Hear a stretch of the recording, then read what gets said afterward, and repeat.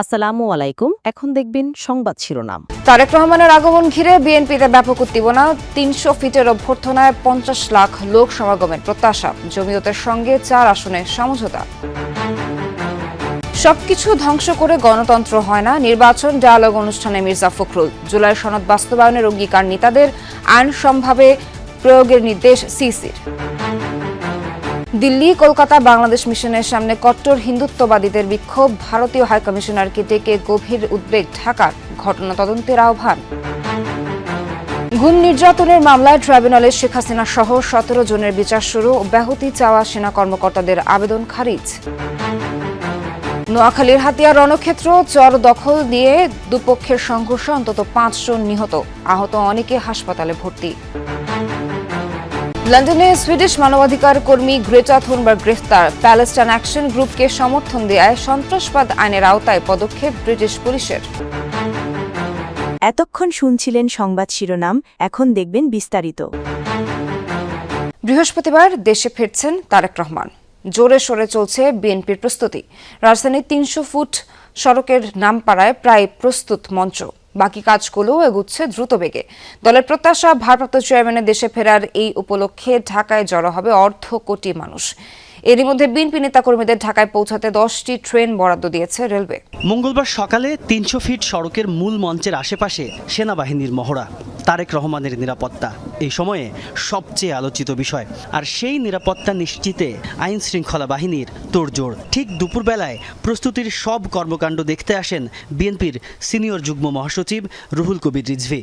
জানান, দলের ভারপ্রাপ্ত চেয়ারম্যানের নিরাপত্তায় সক্রিয়ভাবে কাজ করছে সবাই। তাকে যে সতর্কতা এবং তার যে নিরাপত্তা, সেটা বিধান করার দায়িত্ব প্রথমত সরকারের, তারপর দল সে বিষয়ে পদক্ষেপ গ্রহণ করছেন, একটার পর একটা তারা সেই প্রস্তুতি নিচ্ছেন। আমি আশা করি সরকারও সেটা নিচ্ছেন, যেটা আমরা এখানে তার কিছু উদাহরণ আমরা এখানে পাচ্ছি, দৃষ্টান্ত আমরা পাচ্ছি। সকাল থেকেই মঞ্চের সামনে মানুষের ভিড়। বেলা যত বেড়েছে ততই বেড়েছে বিএনপি নেতাকর্মীর সংখ্যা। সারা দেশ থেকে কেউ বাসে, কেউ ট্রেনে বা লঞ্চে আগেভাগে এসে পড়ছেন।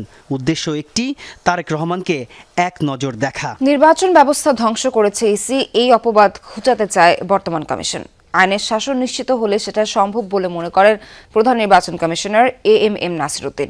শান্তিপূর্ণ ও সুষ্ঠু নির্বাচন আয়োজনে সবার জন্য সমানভাবে আইন প্রয়োগ ও সঠিকভাবে দায়িত্ব পালনের নির্দেশ দেন তিনি। কমিশনার আনোয়ারুল ইসলাম সরকার বলেন, নির্বাচন কমিশন ভেঙে যাবে কিন্তু মচকাবে না। এ সময় পুলিশের মহাপরিদর্শক জানান, নানা প্রতিবন্ধকতা সত্ত্বেও সফল ও শান্তিপূর্ণ নির্বাচন করতে বাহিনী সক্ষম। ত্রয়োদশ জাতীয় সংসদ নির্বাচন ও গণভোট উপলক্ষে রিটার্নিং অফিসার ও মাঠ প্রশাসনের কর্মকর্তাদের সাথে নির্বাচন ব্যবস্থাপনা বিষয়ক মতবিনিময় সভা। উপস্থিত ছিলেন বিভাগীয় কমিশনার, ডিসি, পুলিশের আইজি, স্বরাষ্ট্র ও জনপ্রশাসন মন্ত্রণালয়ের প্রতিনিধিরাও। সূচনা বক্তব্যে সিইসি বলেন, সুষ্ঠু নির্বাচন আয়োজনে এবার দায়িত্ব পালনে ব্যর্থ হওয়ার সুযোগ নেই। সেক্ষেত্রে ভবিষ্যৎ প্রজন্মকে জবাব দিতে পারবে না কেউ। নির্বাচনের সাথে জড়িত প্রত্যেককে আইন মেনে চলতে এবং সাম্প্রদায়িক সম্প্রীতি নষ্টের অপচেষ্টা রোধে আইন শৃঙ্খলা বাহিনীকে নির্দেশ দেন তিনি। আহ্বান জানান লেভেল প্লেইং ফিল্ড নিশ্চিতেরও। নির্বাচন ব্যবস্থাকে ধ্বংস করে দিয়েছি বলা হচ্ছে, আমরা সব যুগসাজশ করে একটা ম্যানেজড ইলেকশন করেছি। এই অপবাদ থেকে আমরা মুক্তি চাই, এই অপবাদ আমরা ঘুচাতে চাই। আমরা প্রমাণ করতে চাই যে আমরা সঠিক সুন্দর নির্বাচন করতে পারি এবং এটা একমাত্র আইনের শাসনের মাধ্যমেই সম্ভব। ভারতে বাংলাদেশ হাইকমিশন উপ হাইকমিশনারের সামনে কট্টর হিন্দুত্ববাদী সংগঠনের বিক্ষোভের জেরে ছড়িয়েছে ব্যাপক উত্তেজনা। দেশটির রাজধানী নয়াদিল্লিতে স্পর্শকাতর কূটনৈতিক এলাকায় জড়ো হয় বিশ্ব হিন্দু পরিষদ সহ বেশ কয়েকটি সংগঠনের সদস্যরা। দিল্লি ও কলকাতায় বিক্ষোভকারীরা পুলিশের ব্যারিকেড ভাঙার চেষ্টা করলে হয় সংঘর্ষ। বেশ কয়েকজনকে আটক করার দাবি করেছে ভারতীয় পুলিশ। উগ্রবাদী বিক্ষোভকারীদের তাণ্ডবে বিশৃঙ্খলে পরিস্থিতি ভারতের দিল্লিতে বাংলাদেশ হাই কমিশনের সামনে। বাংলাদেশ বিরোধী স্লোগান দিতে দিতে ব্যারিকেড ভেঙে হাই কমিশনে ঢোকার চেষ্টা উগ্র হিন্দুত্ববাদীদের। পুলিশ বাধা দিলে তৈরি হয় উত্তেজনা। যার জেরে বিক্ষোভকারীদের সাথে নিরাপত্তা বাহিনীর সংঘর্ষও হয়েছে। এ সময় বেশ কয়েকজন কট্টরপন্থীকে আটকের দাবি করেছে দিল্লি পুলিশ। বঙ্গীয় হিন্দু জাগরণ সহ কট্টরপন্থী অন্যান্য সংগঠনের সদস্যরা এদিন হিন্দু হুঙ্কার পদযাত্রার নামে পশ্চিমবঙ্গের কলকাতায় বাংলাদেশের উপ হাই কমিশনের দিকে যাত্রা শুরু করেছিল। তবে সেখানে পৌঁছানোর আগে বেগবাগান এলাকায় তাদের আটকানোর চেষ্টা করে পুলিশ। বিক্ষোভকারীরা ব্যারিকেড ভাঙার চেষ্টা করলে হয় সংঘর্ষ। বাংলাদেশের দীপু দাস নামে এক ব্যক্তিকে হত্যার ঘটনায় বিশ্ব হিন্দু পরিষদ ও বজরং দলের ডাকে মঙ্গলবার ভারতের বিভিন্ন স্থানে বিক্ষোভ হয়েছে। সকাল থেকেই দিল্লির বাংলাদেশ হাইকমিশন ও কলকাতার উপ হাইকমিশনের সামনে জোরদার করা হয় নিরাপত্তা। এরপরও স্পর্শকাতর কূটনৈতিক এলাকায় ঢুকে পড়ে উগ্রবাদীরা, যা জন্ম দিয়েছে ব্যাপক সমালোচনার। গুম ও নির্যাতনের আরেক মামলায় বিচার শুরু হলো শেখ হাসিনা, তারিক সিদ্দিক, 11 সেনা কর্মকর্তা সহ 17 জনের। মঙ্গলবার বিচার শুরুর আদেশ দিয়েছেন ট্রাইব্যুনাল 1। এদিন গ্রেফতার 10 সেনা কর্মকর্তা নিজেদের নির্দোষ দাবি করেন। এই মামলায় আগামী বছরের 21 জানুয়ারি সাক্ষ্য গ্রহণ। এদিকে শতাধিক গুম ও হত্যা মামলায় এনটিএমসির সাবেক মহাপরিচালক অবসরপ্রাপ্ত মেজর জেনারেল জিয়াউল আহসানকে গ্রেফতার দেখিয়েছেন আদালত। ট্রাইব্যুনালের প্রসিকিউশন বলছে, আওয়ামী লীগের শাসনামলে র্যাবের টিএফআই সেলে ব্যারিস্টার আরমান সহ 14 জনকে গুম করে নির্যাতন করা হয়। 5 আগস্টের পর তাদের অনেকেই মুক্তি পান। গুম নির্যাতনের মামলায় শেখ হাসিনা, তারিক আহমেদ সিদ্দিক সহ 17 জনের বিরুদ্ধে অভিযোগ দাখিল করে প্রসিকিউশন। মঙ্গলবার গুম ও নির্যাতনের মামলায় শেখ হাসিনা সহ 17 জনের বিরুদ্ধে অভিযোগ গঠন করে বিচার শুরু করেন ট্রাইব্যুনাল।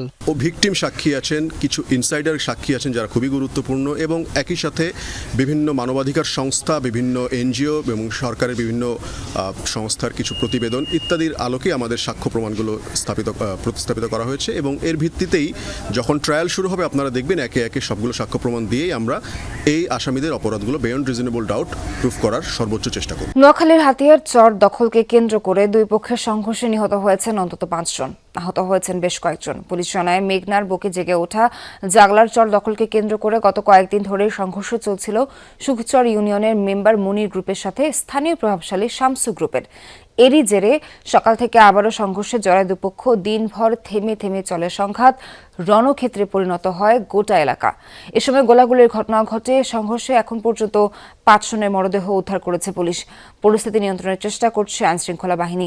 মূলত চরাঞ্চলের জমি নিয়ে তাদের মধ্যে এই সংঘর্ষের ঘটনা ঘটে। তাতে 5 জনের মরদেহ উদ্ধার হয়েছে। 1 জনের মরদেহ নোয়াখালী সদর হাসপাতালে আছে, আর 4 জনের মরদেহ এই মুহূর্তে আমাদের পুলিশ হাতিয়া থানা পুলিশ উদ্ধার করে হাতিয়া থানার দিকে নিয়ে আসতেছে। আর 1 জন আহত আছে, তাকে চিকিৎসার জন্য হাতিয়া হাসপাতালে নিয়ে যাওয়া হচ্ছে। যুক্তরাজ্যের লন্ডনে সুইডিশ মানবাধিকার কর্মী গ্রেটা থুনবার্গকে গ্রেফতার করেছে ব্রিটিশ পুলিশ। মঙ্গলবার ফিলিস্তিনের সাথে সংহতি প্রকাশে আয়োজিত এক বিক্ষোভ থেকে গ্রেফতার করা হয় তাকে।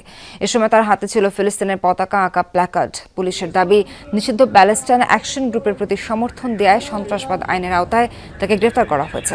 ফিলিস্তিনিদের প্রতি সংহতি জানিয়ে এই প্রতিবাদ কর্মসূচিতে আয়োজন করেছিল যুক্তরাজ্য ভিত্তিক সংগঠন ডিফেন্ড আওয়ার জুরিস। বিক্ষোভ থেকে থুনবার্গ ছাড়াও আটক করা হয় আরও 2 জনকে।